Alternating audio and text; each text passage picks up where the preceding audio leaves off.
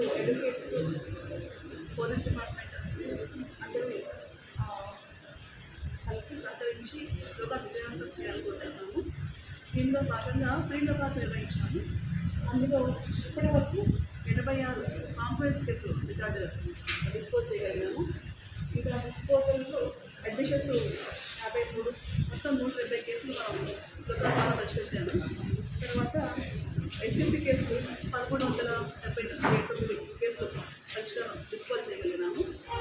ఈ యోగాల వల్ల కోర్టు పైన రెగ్యులర్ కోర్టులో ఉన్న పనిభారం తగ్గుతుంది.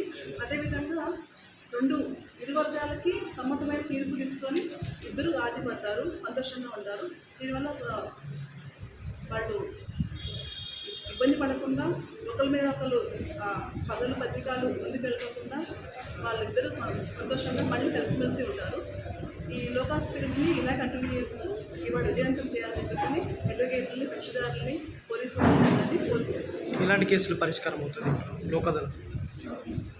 రాజీకి పడదగిన కేసులు ఐపీసీలో చెప్పారు. దానిలో రాజీ పడదగిన కేసులు మనము పరిష్కారం చేస్తాము. అందులో ఇరు వర్గాల వారు వాలంటరీగా వాళ్ళందరూ వారు రాజీ పడతామని అనుకున్న కేసులు మళ్ళీ వాళ్ళని పిలిచి వాళ్ళ ఇంటి కూడా చూసుకొని విచారించి అలాంటివి మనం వెంటనే తక్షణం పరిష్కరిస్తాం. ఇలాంటి కేసులు చిన్న తగాదాలు, క్షణికావేశంలో స్పర్ ఆఫ్ ద మూమెంట్ అంటారు.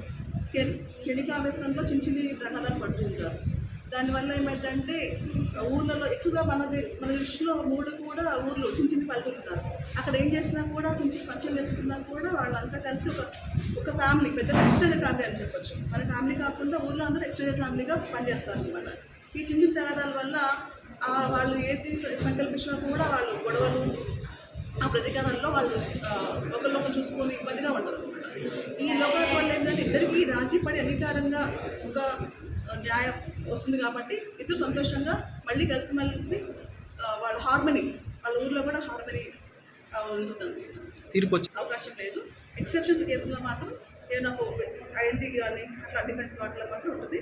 కానీ మ్యాక్సిమం మాత్రం దీనివల్ల ఇదే ఫైనల్. రాజీ మార్గమే రాజమార్గం. ఈ మోటోతో మన లోకాత్రిని తీసుకెళ్తున్నాం.